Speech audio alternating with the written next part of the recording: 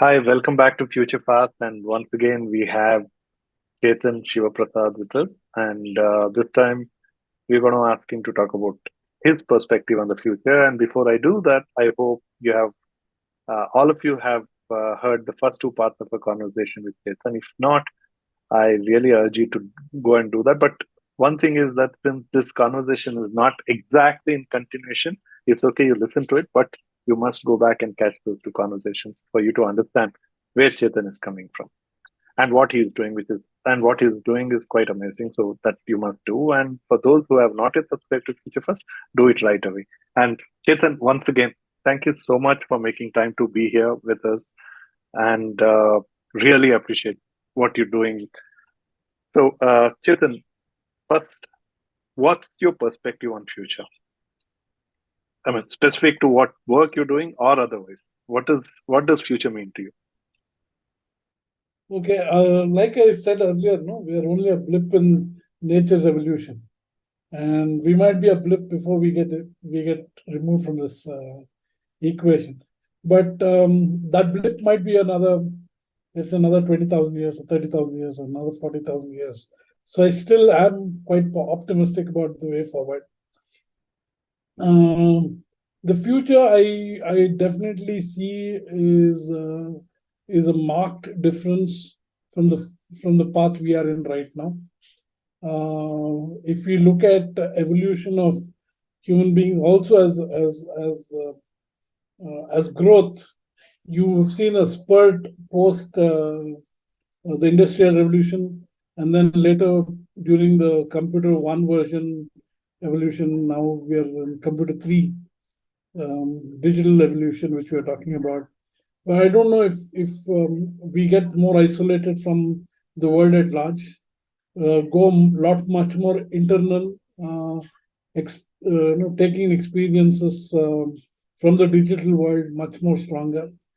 That's what I would see in the immediate future, especially with 5Gs and VI, AI all happening. And I think metaverse. Yeah. that's the immediate future I'm talking about. I'm looking at people internalizing things rather than looking at external influences and things like that. But that's the path we will start exploring. So I think even architecture would change. I was just talking to my team about what happens when you design for the virtual world. What happens if I'm designing in the meta space? Right. The first biggest thing which is removed from our equation is the core reasons for architecture to exist: gravity. Right. You remove this idea of gravity in a metaverse space. So how do you design a built form? How do you design a space which is not constrained by gravity? Right. So would spaces expand when somebody walks into that space, or contract when somebody walks out of that space? Ideas, thoughts, but yeah, I think the future is quite exciting. It's going to take us into new realms which we have never seen before. Very new realms which you have never seen before. Like Nanjuna, you were sharing earlier that in the very near future, road transport might be non-existent, right? You might be Uh, flying all over the place, or even yeah. you No, might I meant you might road be will traveling in transport mindsets. will be there, but it's just that people will not be driving. Machines will be driving it. Right. But I mean, you Yeah, might be and also flying. teleporting. You might not even, you might just live inside a cell, and you might be teletransporting yourself, at the emotional level. You're there in somebody else's space virtually, not even there physically. That might also be the future. You never know. Oh yeah, that has been a fascination ever since I first saw it on Star Trek, and I'm sure it is for most people. True, true. So you just get into it, bip, bip, bip, and disappear, and you landed there. Just you're somewhere else. Yeah, I right. saw this lovely movie where I was it I don't know what it was called. Was it Shrunk or something? Where people were willing to get shrunk, remove the water content in their body, and they get shrunk into miniature creatures. So the consumption of any material is very minimal. and they had townships for them, people who have shrunk. Oh, And interesting. No, I've missed it, clearly. it's a lovely movie. It's a lovely movie where the whole body mass of the human beings gets down 1/100th part. Right? Say, for example, you're 5 feet or 170 centimeters, you might become 1.7 centimeters high tall. You have a world of your own in that space. Wow, it's a huge ego defeating concept because we always want to look tall and But overpowering. you might still be tall in that space of Among yours. the space. Yeah.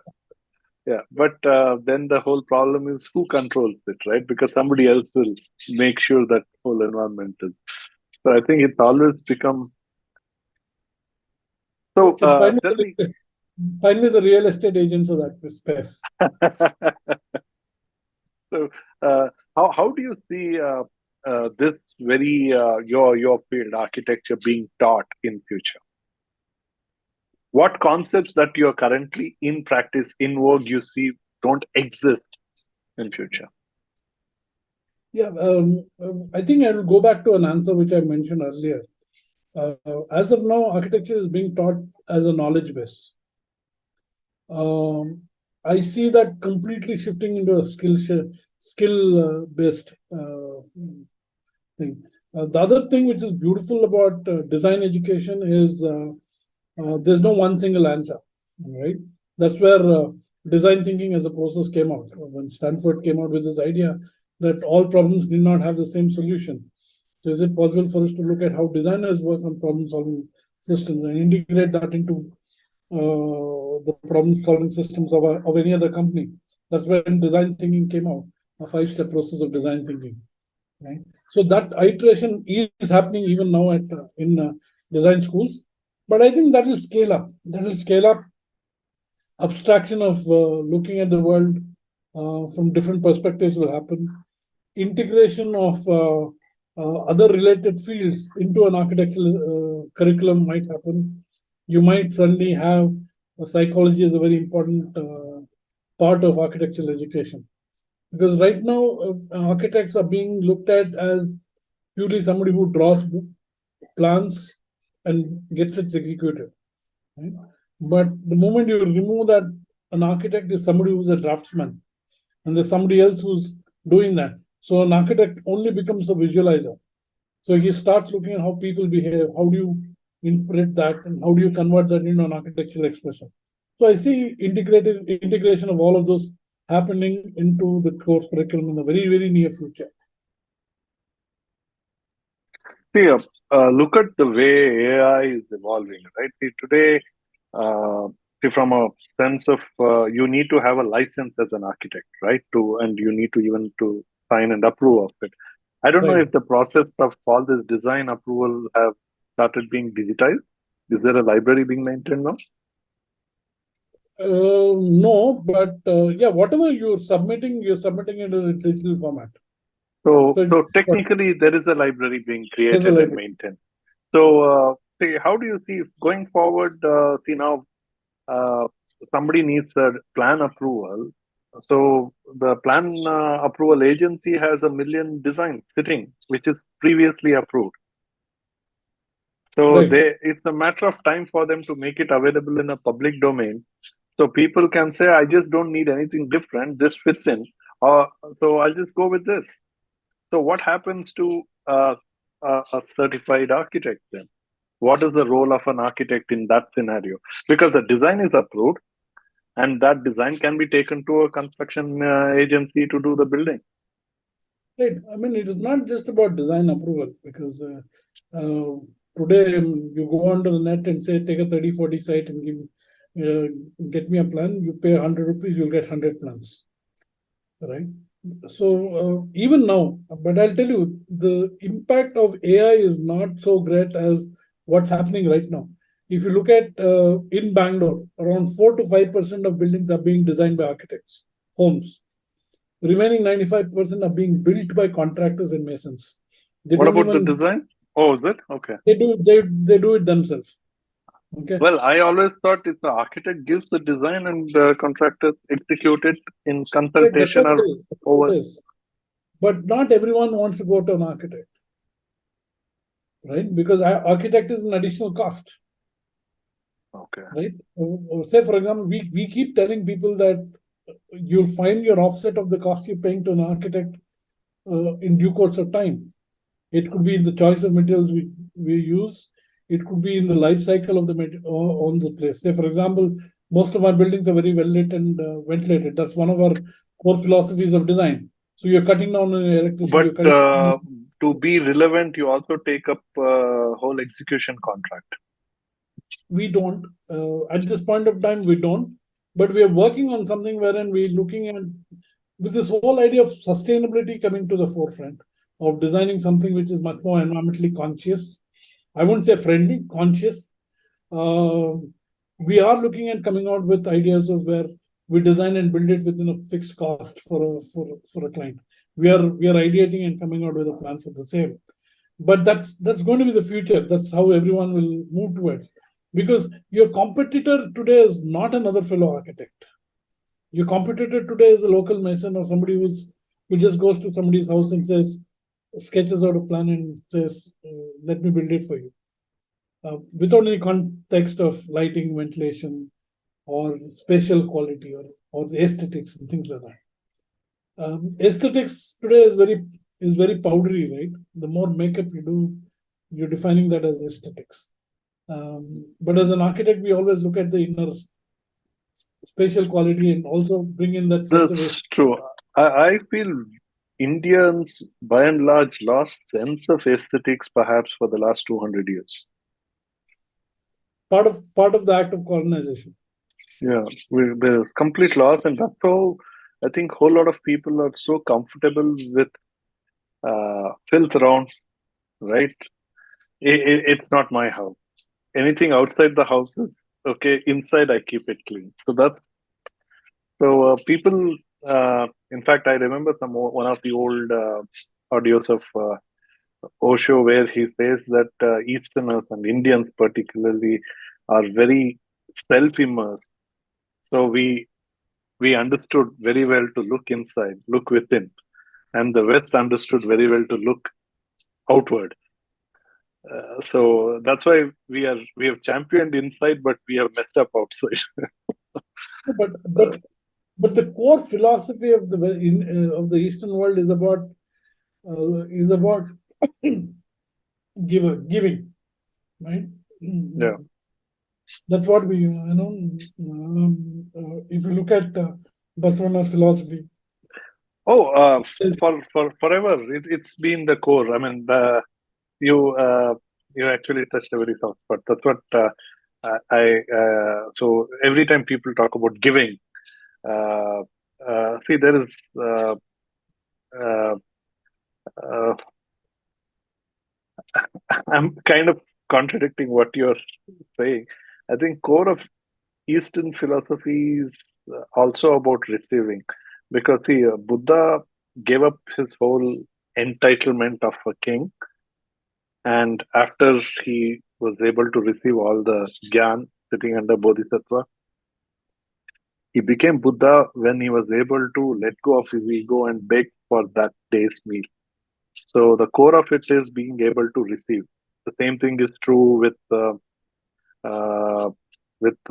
Purandaradasa, Kanakadasa, any of them, right, who are very wealthy but gave away everything. But that didn't define their defining moment was not of giving away everything. Their defining moment was when they were able to just go and receive. In fact, only Western philosopher who spoke in those sense was Khalil Gibran. In his book Prophet, he says, "Think not whether the person yeah, is but worthy of again, receiving, but think if worthy of giving, but think if you're worthy of receiving." So that's a very Eastern thing. I mean, that's how I right, see this giving and receiving part. right. But again, receiving is also the sense of need or greed, right? Um, so receiving can be both. I can receive for the sense of need, or I can receive for the sense of greed. And Greed is not receiving; it's holding. yeah, but that's an act of taking in, right? Yeah. But I think the core philosophies of thought in Eastern philosophy is more about giving out. The receiving is only for the need. Is not a. It's only a primordial need. It's only Ha, a need ha, for the survival. base Right? need, not Yes. about. Okay. Right. But if you're looking at the world at large, it's more about giving, giving, giving, giving, giving.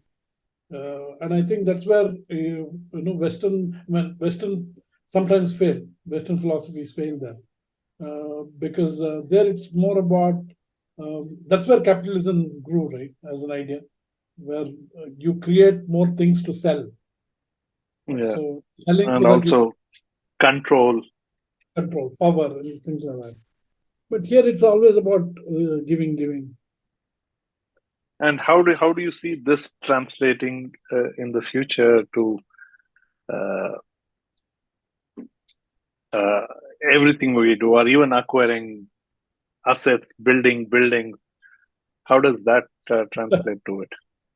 No, I think the moment we moved on to a GDP model, economy being a central element of our lifestyle, everybody has moved on to a receiving mindset, So you don't right? see that changing in the architecture itself. I think people must be saying that I want something more simple, something more minimalist. No, It might come in, but not in India. India is never a minimalist country.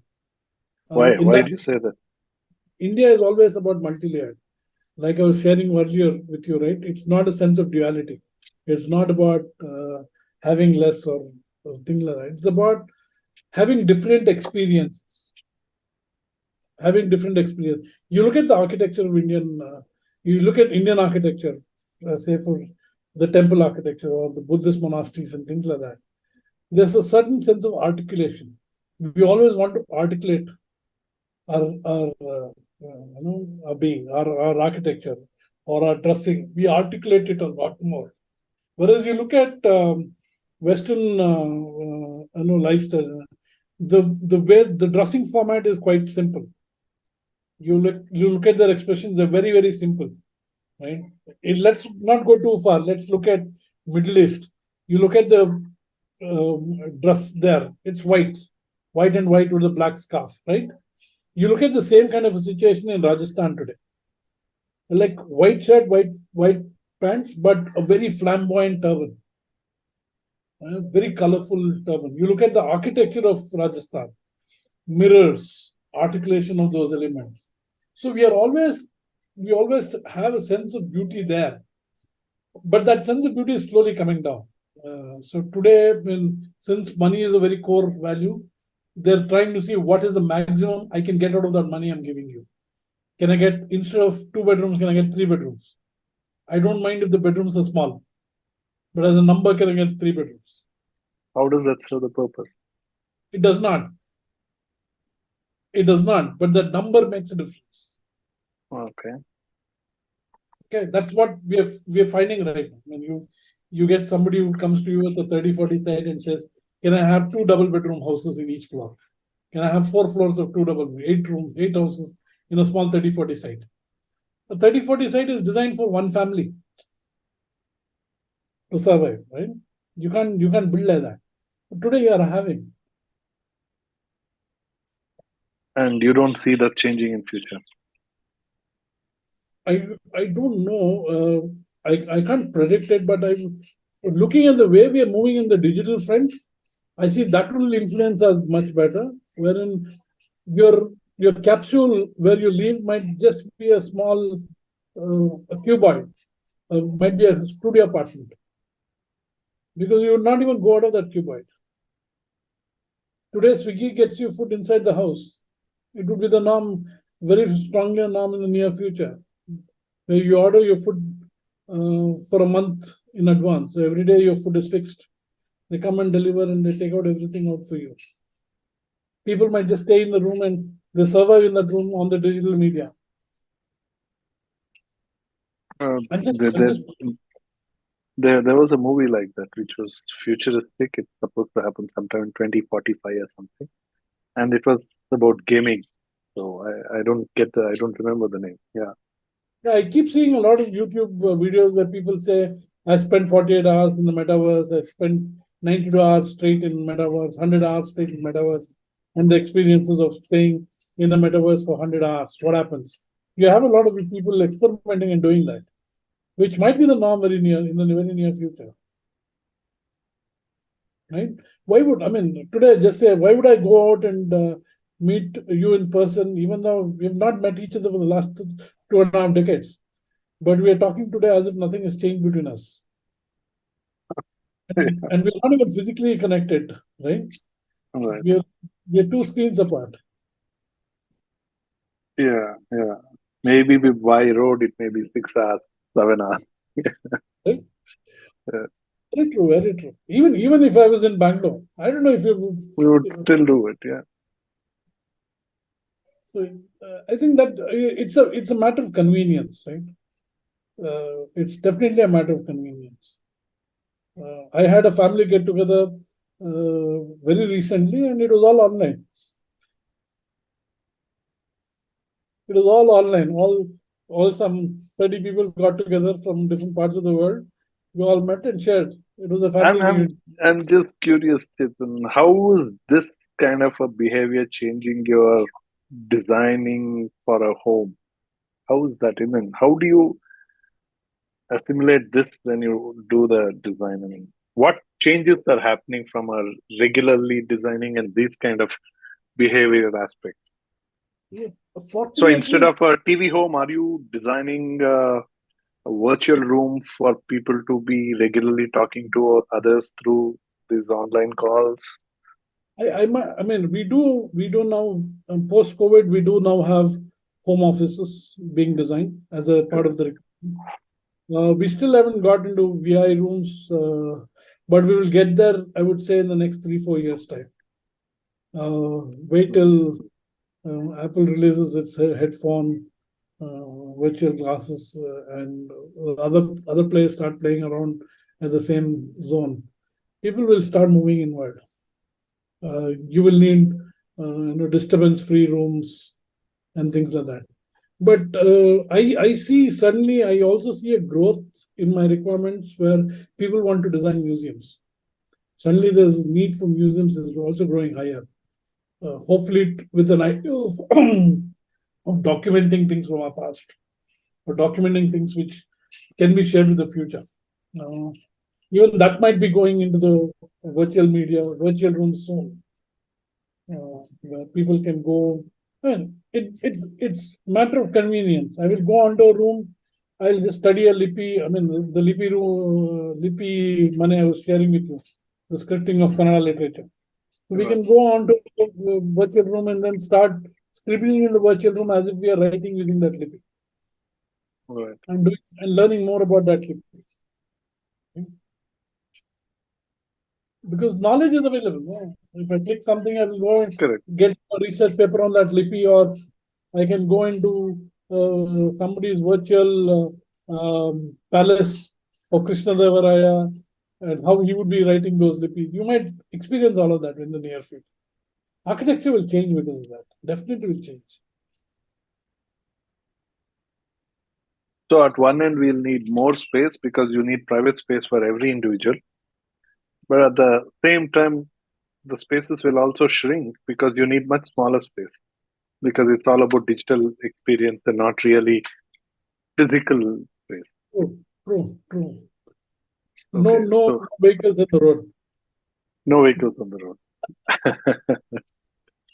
And even those vehicles will not be driven by people. It's Absolutely, absolutely. No, when we are doing a vision document for Hampi Center of Design, we were looking at building a newsletter, say 25 years down the line, and I think one of the powerful newsletters which came out was a student of Hampi Center of Design is attending a class in Tokyo in the morning and a webinar in London in the afternoon, and something else, and having a cuisine which is Italian in the afternoon. Uh, and it's a possibility even today, right? it's a So possibility today. Yeah. I mean, I'm attending sessions where I'm a student of a program. of a college in South Africa, and then I'm teaching students from Singapore. So it's happening today in the same day. See, you're designing museums. How relevant will they be in this future we are talking about? It might get Because, it might get virtual again. yeah, so nobody will actually visit them, right?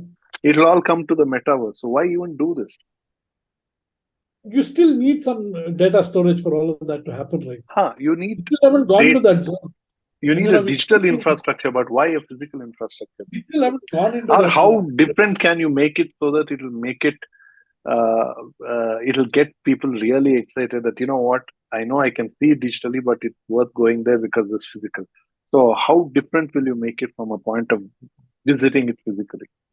Okay, a museum is a very, very, very interesting build form because it has the ability to take you back in time and space.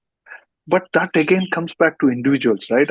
I know, in fact, when we used to visit museums, there were friends who would not even come inside, say it's so boring, Correct. right? So how And do we are looking at something, somebody says, how long are you looking at it? Let's quickly go, we have to check so many more things. So it's like, so it's very personal. so it's about increasing experiences and creating more experiences for different people. So, for example, I might be interested to put on an audio headphone and listen to a video which is being projected, whereas somebody else would want to go and play on an instrument and feel how it works actually Mm. in the same hall. So you increase the level of experiences, and you also give a lot more opportunities for different people to experience the same Is space. is that how it is being done now? Is that how you're doing these designs now? Uh, yes, we are. I mean, one of the examples is not a museum designed by us, but if you look at the Bangalore Museum for Music in JP Nagar, I don't know if you've been there. Not It's been a there. Okay. it's a fantastic museum where they've looked at different experiences for different people Okay. on how music has evolved in India from ages to where it is today. Uh, from classical music to film music to hip hop and rap and all those things in the Indian scenario. And different people have different experiences. Some people get to Interesting. wear something, some people get to sing in a recording studio. Some people can play instruments. Oh, interesting. Okay. So, Chetan, if I, not putting a gun to your head, but if I were to put a gun to your head and say make some prediction, what would they be?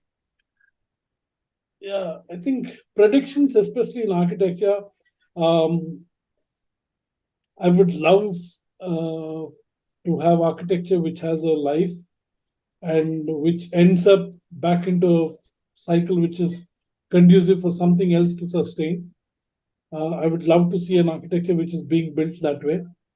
But uh, I also visualize that being in the industry at this point of time and the kind of infrastructure we're building and the amount of concrete we are consuming will be one of the fastest waste creators on the planet. One of the industries creating the largest amount of waste in the planet. So I think that's a challenge our future generations will have to address strongly. Right? Uh, you look at the amount of flyovers one city has, Bangalore has, and someday it has a end. So what happens to all of that? Right? We also saw that during COVID, when the whole world was on a lockdown, there's a lovely documentary in Apple TV on what happened during those few months, how nature took over certain places, and it made its own within those few months, and how it could nature can sustain. I mean, there's a philosophy called theory of Gaia, which says that planet Earth will remain a planet. It might be a different form of planet. So don't try and work on saving the planet. You need to start looking at saving yourself. Oh, well, totally. In fact, my aha moment in that thing happened around 2018. There was there was a team from one of these guys, Discovery or National Geography, who were sent to do a 30th anniversary of Chernobyl. So, which was in 2016, the 30th anniversary. But I believe the whole permission and everything, finally it took some time for that video to come out, and I saw it in 2018. And if you have seen the Chernobyl video, and also if you remember what we were told and taught earlier, that Chernobyl is lost for 1,000 years. And the video is amazing. The whole epicenter is reduced to, from a point of damaging external resources, it will come down to 15 kilometers. And the core damage is reduced to even 5 kilometers, the epicenter. Wow.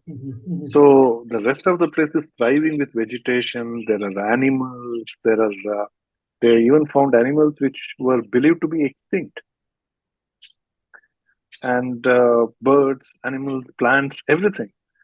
So I think our very understanding of the world is so limited that Earth has a way of healing. All it took was that humans to stay away from it. Very true, very true. I mean, you see that there's another lovely series in Apple TV. I think it's called Explorations, which talks about how Earth is going to be in every 10 years cycle from now on. It tells it through a story on how in one of the episodes where one of the actors gets to speak to the last whale on the planet. And things like that.